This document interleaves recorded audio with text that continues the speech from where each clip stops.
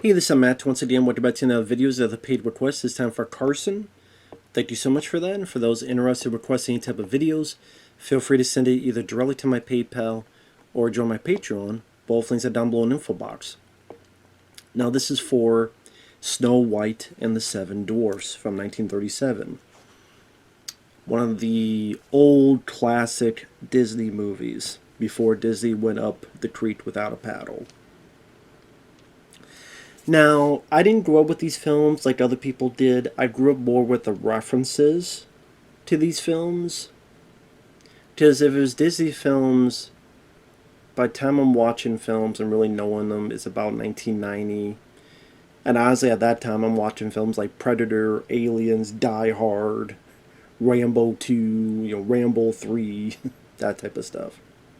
And cartoons like, maybe, Ninja Turtles or some Bugs Bunny Looney Tunes. And then eventually, if I did see Disney, it'd be like, okay, later on, Aladdin, The Lion King, maybe Beauty and the Beast, other stuff of that nature.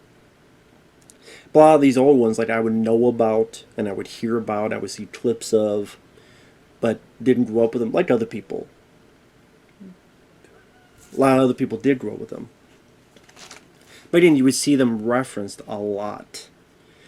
And at times I would create like what they call the Mandela effect. The phrase, mirror, mirror on the wall, who's the fairest one of all? Well, no, they never say mirror, mirror. It's magic mirror. And you watch the film, like the opening text is literally detailing what's going on in this magic mirror.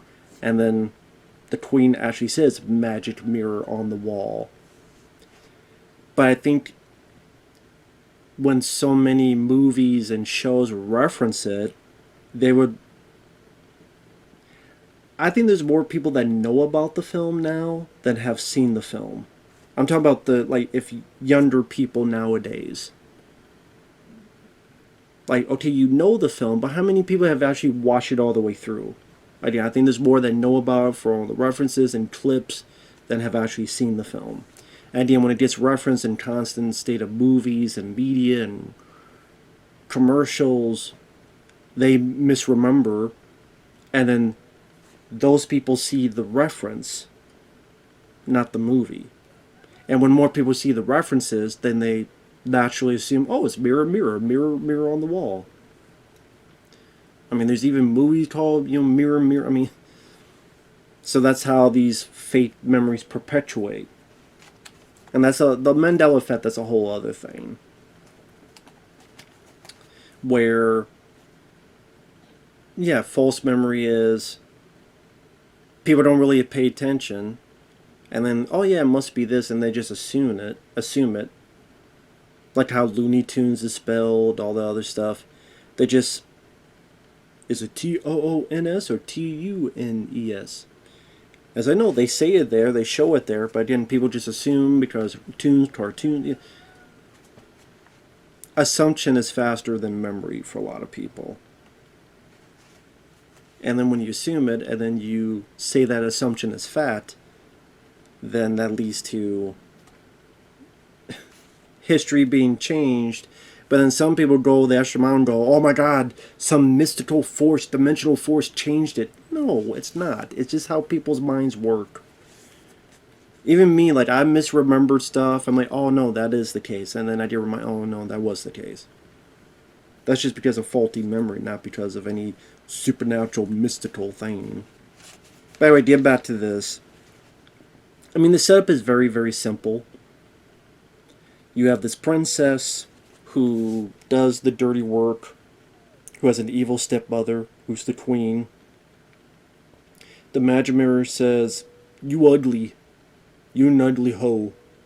But the princess is beautiful. So, as long as she's here, you will always be an ugly hoe.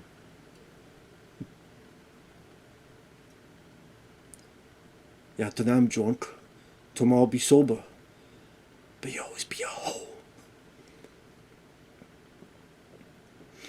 So while that's going on, the princess, Snow White's just doing her thing. She's at the wishing well, and she's talking to the birds and the animals, and there's the prince, and they have a peck on the cheek, and Why the prince then just leaves afterward, I don't know. You would think he'd want to stay and, I don't know, do some stuff, do some business, get some business in the ass. But no, he just runs off. And like, the prince isn't really much of a character. He shows up like twice. He shows up once and then, oh, actually no, the bird pecks the prince on the lips. That's true. The prince doesn't really do anything to Snow White. It's the bird. That's right. I guess she's too shy or doesn't want the prince to know or something. Yeah, because she's talking to the birds, and then the birds go to the prince, and then the bird is blushing and pets the prince on the lips. I'm like, what kind of, The prince is like, listen, you may be a female, but it's the wrong female I'm looking for. A bit too big for your britches, among 1,000 other things to say. So actually, they don't really meet yet. They don't really have a scene yet. Really, the only scene they have is together is at the end when the prince pecks her on the lips and then she wakes up and he's like, yep, let's jump on you and we'll go home and have some business.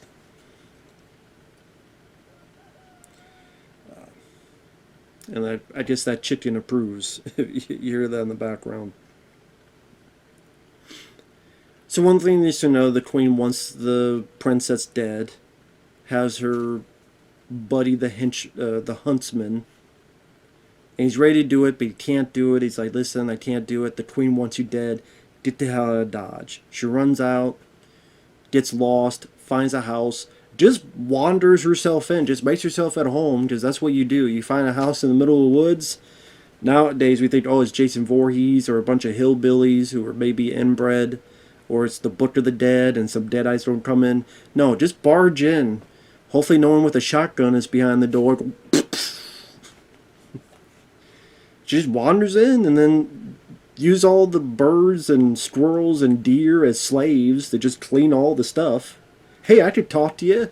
Clean all this shit. Why? It ain't my job. You don't pay me? You don't feed me? No, they just do it willy-nilly, I guess, because her beauty is so great. They're like, yeah, sure, I'll be a slave. I will not even get minimum wage. I'm going to clean all the crap.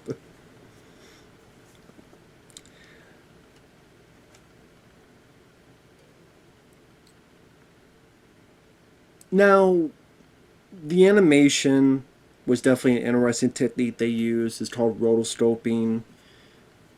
Probably an early stage of utilizing that. Later, you would see rotoscoping stuff like the He-Man cartoons, among others, where rotoscoping is they have the actor do the actual scene, like the actual movements. So if it's dancing or running, and then the animators take that and they draw over it. So they draw over the person and their movements, and they draw over the face. That's why sometimes you get a little bit of emotion, a bit more emotion in the face, because they're mimicking the movements of the actor. Some people don't like that. They prefer more just traditional animation. I like rotoscoping. Just gives a unique look. Of course, a more realistic look. I think the Fleischer Superman cartoons, I think a lot of them did that as well. Which would be interesting to see, like, the actual footage of the actors. Like, the Fleischer... If the Fleischer Superman did do that, I think they did. Let me actually double check before. Yeah. Well, let me look over here. They might have used a little bit of it. Let me see.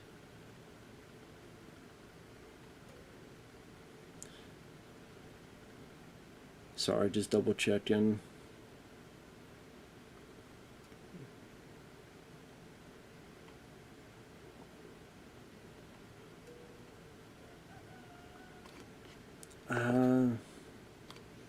Here we go. Yeah, some of it was. Yeah. Some was a bit more difficult because of the superpowers utilized, but there was some rotoscoping. I just wanted to double check. I apologize for that. But, like I say, I enjoy that technique. It's a technique they don't really utilize nowadays. maybe they feel is too static or too. It's not really stiff. I just they just don't like the look of it, don't like the aesthetic of it. But I didn't. To me, it was an interesting take on animation. Because that way you get these lifelike movements because you're following a real actor. Then of course people go, why don't you just do it live action? Well, again, animation you have a lot more in the background, a lot more with the lighting, the color scheme, and all that stuff. So that'd be interesting to see that technique utilized again. But I guess nowadays it's kind of with CGI. Like they have the dots on the CGI and people move, and then they put that in the CGI, so people are moving in terms of the digital character. So that's kind of how they incorporate it nowadays. I do like the backgrounds, like when she runs into the forest, and the forest is a crazy as hell forest because there's logs that look like crocodiles that snap at her. There are trees that are creepy as hell, almost 2 seconds away being the trees from Evil Dead. The songs are definitely memorable and catchy, whether it be I mean, the most famous is Hi Ho, It's Home From Work We Go. Which I remember the first time I heard that was from Gremlins, actually, because that was in the movie theater playing where the Gremlins were watching. And Gremlins I did see at an early age, so my first experience with Snow White, now that I think about it, was watching in Gremlins. I would not be surprised if I'm not the only one that feels that way, that my first experience with Snow White was watching Gremlins.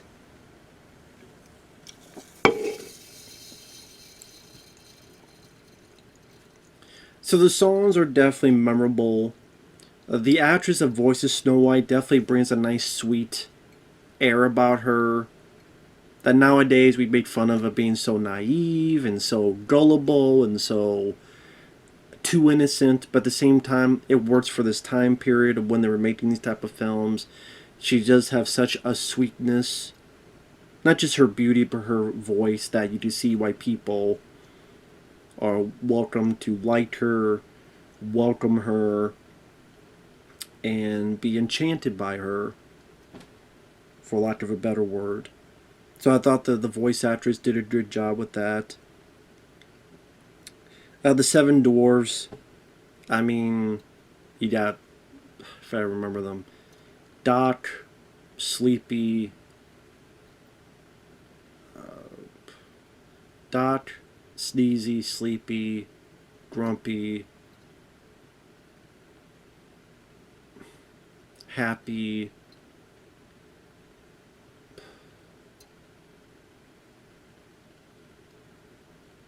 Pokey, Dropey, Slopey. I don't know. I can't remember. I know there's a Bashful, and what was the other one? The one that was the goofy one is not Goofy. And I always forget that one. I don't know why. It's like the one to not for. It's like the one people be like, really, you forgot that name? The one who's like the goofiest one who doesn't talk at all. I cannot believe I forgot his name. I mean, hell, I could just look it up here. I was trying to see if I could remember it. Dot, Grumpy, Happy, Sleepy, Bashful, Sneezy, and Dopey. There you go, Dopey. There you go. And like I said, if you're going into this for the story, it's a very flimsy story. I was kind of surprised watching it, just how little story there is. She runs, she finds the house, they meet her, she's like, wash your hands or you get no food. I'm like, don't tell me what to do, this is our house. You barge our house, you have your slave army of animals that if this was another decade, you'd be working with Dr. Robotnik and put them as robots. Then you clean our house, maybe I liked it dirty, maybe I knew where the stuff was at. Then you force me to wash up when I've been working in the mines, which have a ton of diamonds. I don't know what they're doing with all those diamonds. You would think they'd buy them a better house or better equipment. Get some lasers to Well, it's 1937.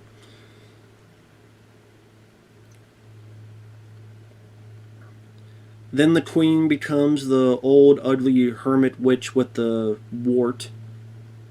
Gives her the poison apple. The dwarves try to get home in time. They chase the witch up. She falls to her death from lightning and boulders. There's Snow White, as they say. She was so pretty we couldn't bury her. She's in a sleeping death. The prince comes, kisses her. She wakes up. The movie's over.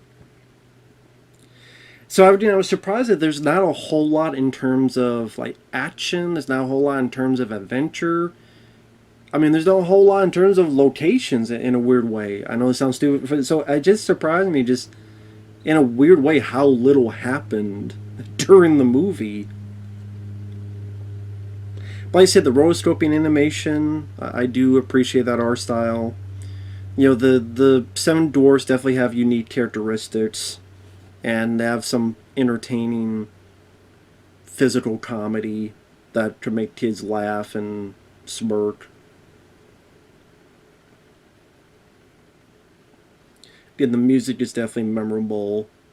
There's some nice bits where they have like foreground and background, so it makes it seem like 3D, not 3, but like there's a three-dimensional quality to it. Like when she's going through the trees, the forest, it's like you tell there's stuff in the foreground, but there's also stuff back here, which wasn't always typical during that time line.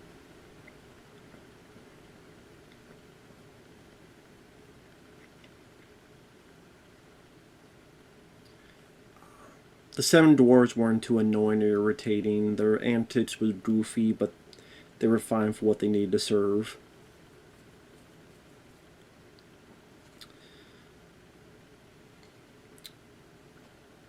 Now, again, why you would make an apple that if someone kisses you, you'd be able to wake up.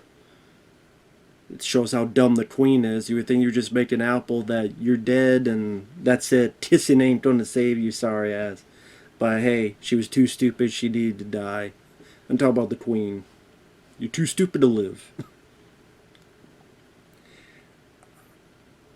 But yeah, it's a sweet little movie that I was surprised how little happens during it.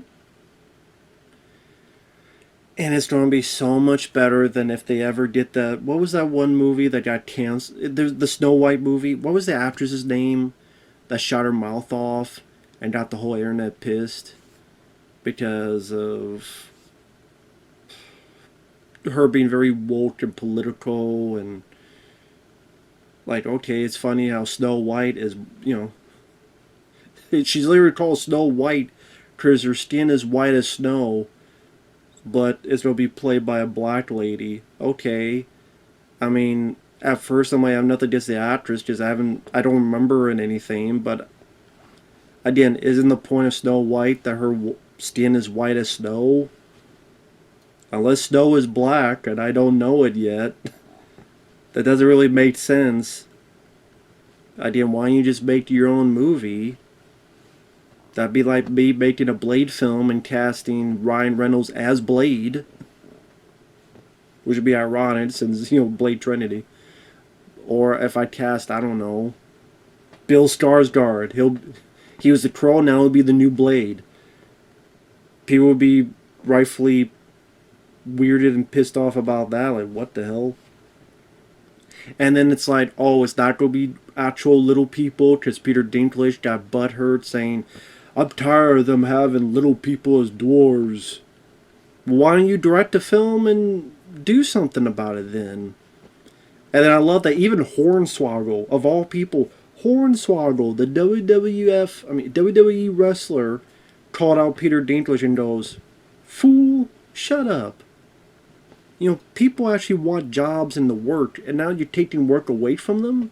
Like, these are 7 actors that could work, and you're taking away for stupid, political stupid reasons. So you just put 7 little actors out of work.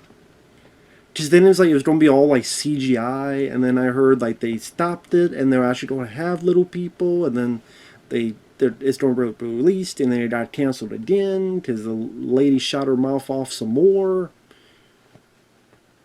I don't know, the whole thing. That's a whole other thing. Like, I would have to find like a whole article about that whole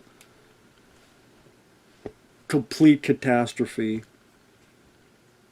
And that's the thing. Watch this film again. Watch this film. I mean, you can't say simpler times because this is a time of world wars. You can't say the 30s or 40s were a great time. I mean, have you heard of World War One and Two, and World War Two, I should say here. Before that, World War One. But yeah, World War Two. The Great Depression. People barely that to wait in long lines just for bread. So it wasn't like a sweet time for people, but they wanted to go see a movie and just escape. And that's why I can appreciate a film like Snow White and the Seven Dwarfs. People just wanted to go in with their kids, have a nice, sweet time with some cute animals, doing cute animal things, a beautiful lady with a nice, sweet voice, goofy antics, physical comedy, to enjoy the optimism of the songs. Good prevail over evil. Bad guy gets their just desserts, or in this case, the bad queen. Everything is happily ever after. It's not too overlong of a movie. It's a fairly short film. No political BS. Just simple escapism. And people don't understand just how people really do crave that in their day-to-day life during their hard times. They don't want to revisit those hard times. Yeah, once in a while you want to see something that speaks about racism, speaks about sexism, speaks about serious qualms of society. You don't want to watch that in a Disney movie. Like, you don't want to watch that in a Snow White movie. It'd be brought back again about, whatever that movie would have entailed. I would not be surprised there would have been a line, Snow White? Huh. Not too white for Snow White. I would not be surprised they try to invoke a line like that or something. I don't know. Just leave all that BS out the door and just make a movie. So while again, I wouldn't say this is a favorite of mine. Let's say it's a bit too little happens to be a fully satisfying movie. But it's sweet. It's harmless. And kind of like the last film I reviewed, Dolphin Tale 2, sweet and harmless. But a reminder of simpler times in terms of movies. Maybe not the culture, maybe not the world, but in movies. The days you would just go watch the Three Stooges or something of that nature. So definitely respect it as the Disney classic that it is. So with that said, thanks for watching, and we'll see you guys later. Bye-bye for now.